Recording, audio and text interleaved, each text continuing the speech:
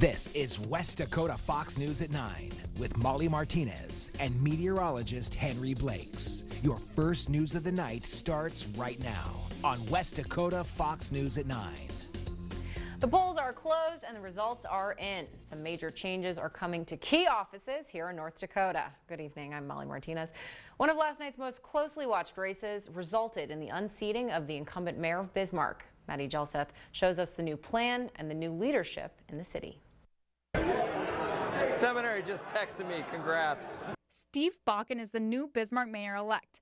He'll take office June 26th. Bakken says he has big plans going forward for the city.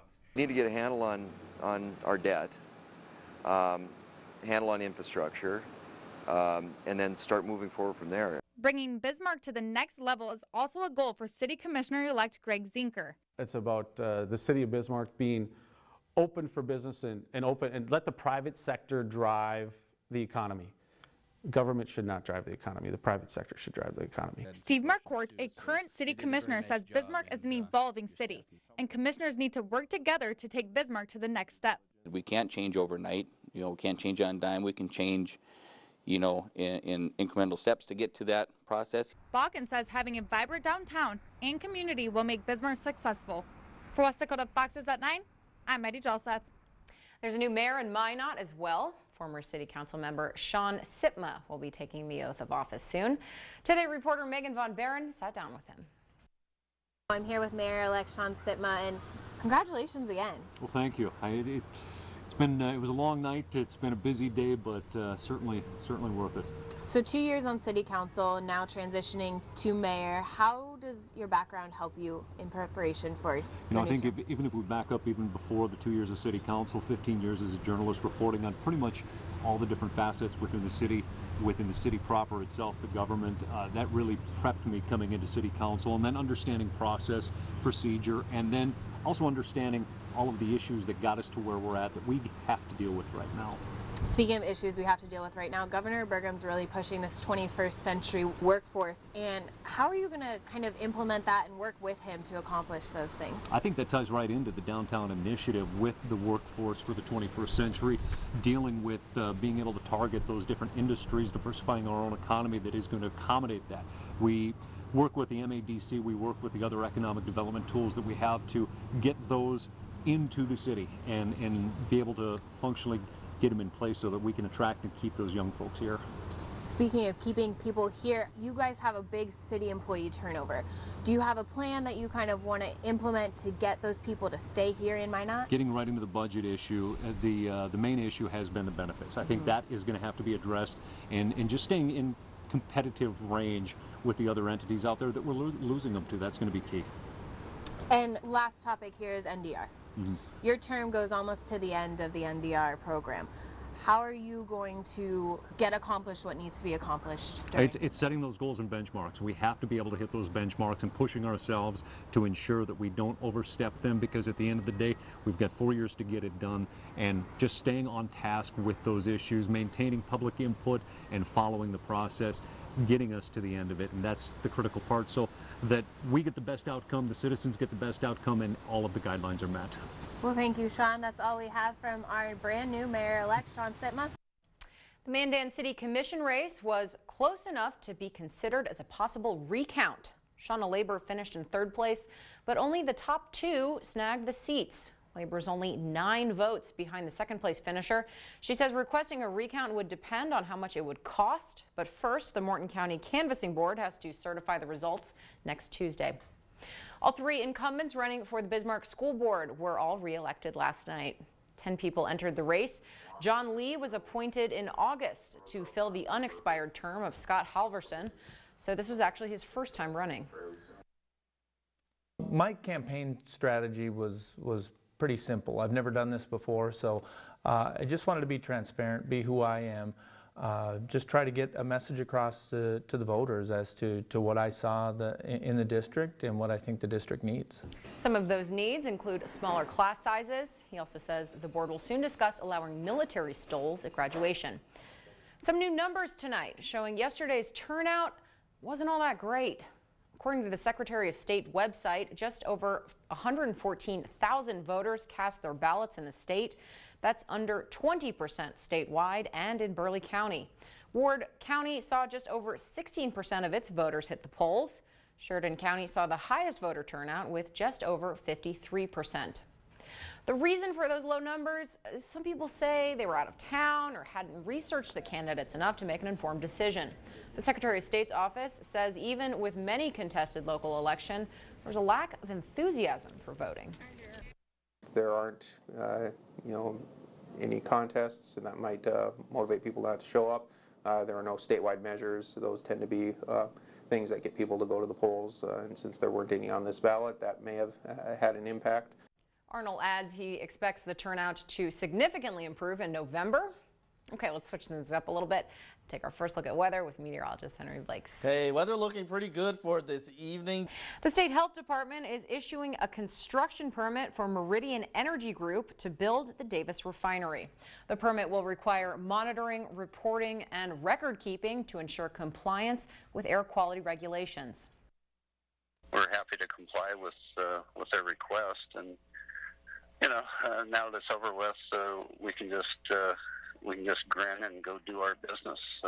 We're very happy that they came to the conclusions that they came to. And the refinery will be built about 2 miles west of Belfield and about 3 miles west of Theodore Roosevelt National Park.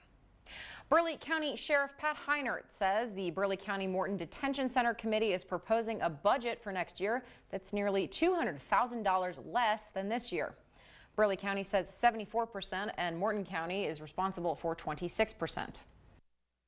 There's like 9 or 10 areas in the budget that we could decrease to make up for some of the increases. And then, of course, staffing levels have leveled off now, and so we got that kind of organized. Next year's jail budget proposal is for more than $8 million. Heinert says the goal is to open up another pod in the jail, but that won't happen until next year. A federal judge sentenced a Williston man to 20 years in prison for possessing child pornography.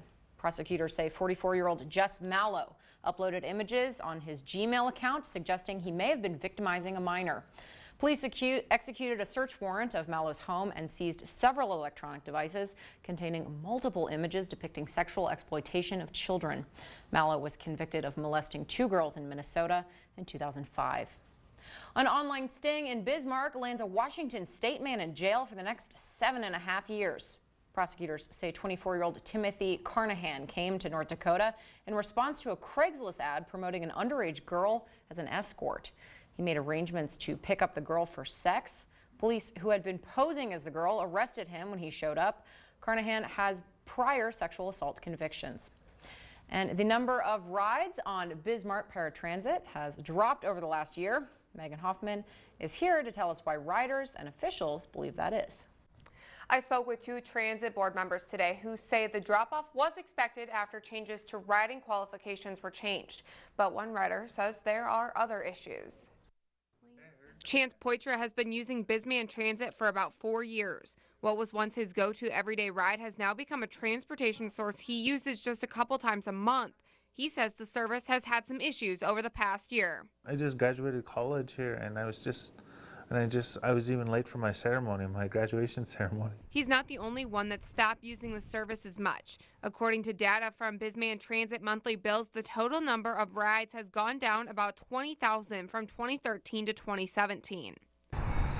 2 Bisman Transit board members say the drop-off is due to a number of reasons, including changes in qualifications for riders, how riders are tracked, and a fare increase, and they expected a decrease. Board Director Steve Height said some were using the service as a cheap ride to the airport, for example, so they didn't have to leave their car in the parking lot, but changes in requirements have stopped that. But Poitra believes the drop-off is due to timing issues and new rules, such as not allowing riders to change where they're dropped off while still on the bus. It's kind of a choice if you want to get off the bus or not, and I'll find my own way home, So they just don't allow stuff like that anymore. Prices for paratransit increased $1 last year, making it $3 each way now. All right, thanks, Megan. Still ahead, hours before kickoff of the World Cup, the United States gets some exciting news. That story next. Some exciting news out of the World Cup. Turns out the 2026 games will be held in North America. The winning bid comes just hours ahead of this year's World Cup kickoff in Russia.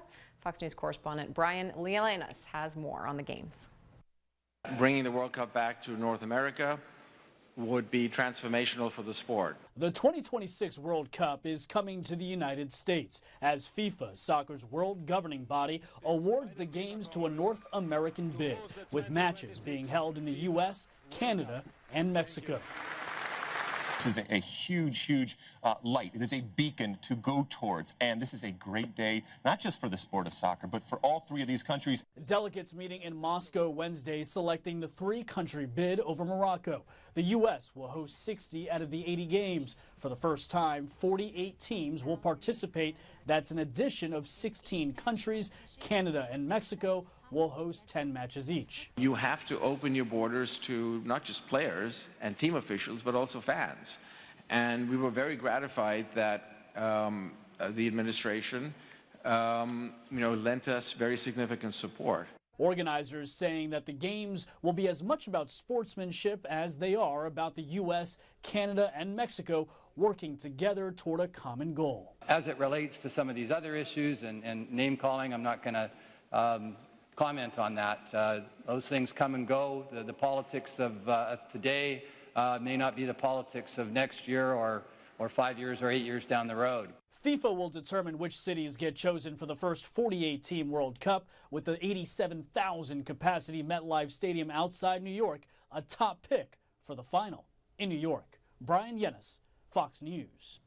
Stunning new video tonight of the ongoing volcanic disaster on Hawaii's Big Island. USGS helicopters captured the coast as lava spills into Pacific waters. The bay is now completely engulfed in molten rock. Geologists say the region is highly unstable and toxic because of the meeting of lava and the ocean water is creating lays. Many residents still near the volcanic activity are urged to stay inside and stay away from the ocean plumes. At least 1,400 homes evacuated in Summit County, Colorado, as a wildfire explodes across the area. This is about 60 miles west of Denver, and it's known for its ski resorts. The fire has burned about 100 acres, relatively small, but it was close to two densely populated housing developments. Crews were battling the fire on the air and the ground. No word of injuries or structural damages. At least 2 people are believed dead after a plane crash in Springfield, New Jersey. Details are still coming in, but officials say the small plane had just taken off from the South Jersey Regional Airport in Lumberton when it crashed. The FAA is now investigating. Caught on camera, dozens of cars at an auto dealership in California being sprayed with some sort of corrosive acid. Investigators now searching for the suspect, seen here wearing protective gear. He walked up and down the dealership lot in Fontina, hosing down cars with whatever this thing was, which ate away at the finish. According to police, the duo were there for about 15 minutes, but ended up damaging 91 cars. The dealership general manager says some of the cars may end up being a complete loss. Speaking of cars, 2 of America's best-selling SUVs just got a poor rating in crash test safety. The Jeep Grand Cherokee and Ford Explorer were among 8 SUVs tested for violent front-end collisions. The testing done by the Insurance Institute for Highway Safety. The Explorer's door frame was crushed inward by more than a foot. That means likely hip injuries with lower leg injuries. And the Grand Cherokee's passengers compartment also crushed inward, with crash test dummies hitting the dashboard, meaning likely head injuries and leg injuries. A new study out of South Korea is showing the importance of a good night's sleep in relation to your health. It looked at data on more than 100,000 Korean men and women who were asked about their sleep over the past year, finding men who slept fewer than 6 hours and more than 10 hours were at higher risk for showing signs of metabolic syndrome than those who slept between 6 and 7 hours a day. Women who slept fewer than 6 hours a day were more likely to have a larger waistline. Okay, let's send it over now to Henry for a full check on our weather. Last week we told you that North Dakota topped a national list, but for not so great of a reason. Turns out we're number 1 in the nation for drivers with a suspended or revoked license. And the problem is getting worse. Daniela Hurtado found out why. Officers make hundreds of stops every year. They say stopping a driver with a suspended license is common. On a day where we're slow for calls, and out of all the traffic stops you make, I'd say probably about anywhere from 5 to 8 of them might be suspended. By the numbers, BPD last year had more than 1,700 driving under suspension citations. This year, they already have more than 900. Mandan PD says they're also seeing an increase. Last year, they handed more than 200. This year, so far, they are already at 114. Our penalties compared to other states, our fines, our fees are very, very low. And I think a lot of people are willing to take that risk. Officers say there are options to avoid getting a DUS citation. I think there's definitely ways to avoid it. You know, it's just you got to go through the work to do it. Call a friend, call Uber, whatever you got to do. Solemsaw says you can also try to obtain a work permit. For West Dakota Fox News at 9, I'm Daniela Hurtado. After the break, some viral video of a very unfortunate parking job. Trending tonight, video out of Arizona shows a train crashing into a car and dragging it several feet across the tracks. The collision happened yesterday afternoon in the city of Flagstaff. The car was being towed by a motorhome at the time, and nobody was inside, which is good. It was stopped at a red light. No injuries were reported. Henry, a wise man once said, you can only get hit by a train if you are on train tracks. Yes, and that is definitely the case. Weather-wise, we are talking about waking up to temperatures near 60 degrees for your Thursday morning, and the wind out of the southeast around 10 miles per hour. However, it looks like the morning and afternoon, the weather is going to be great, except for the heat, because many of us are going to be topping out in the 90s. But once we get into the evening and overnight hours, that's where the threat for severe thunderstorms comes into play for much of the viewing area. Lingering into early Friday, but it looks like much of your Friday, especially in the morning, and otherwise looks good. But the weekend, a little questionable. Saturday, later during the day, a few storms, but Sunday, cooler with highs only in the 60s. All right, have a rainy day backup plan this weekend. We'll see you tomorrow.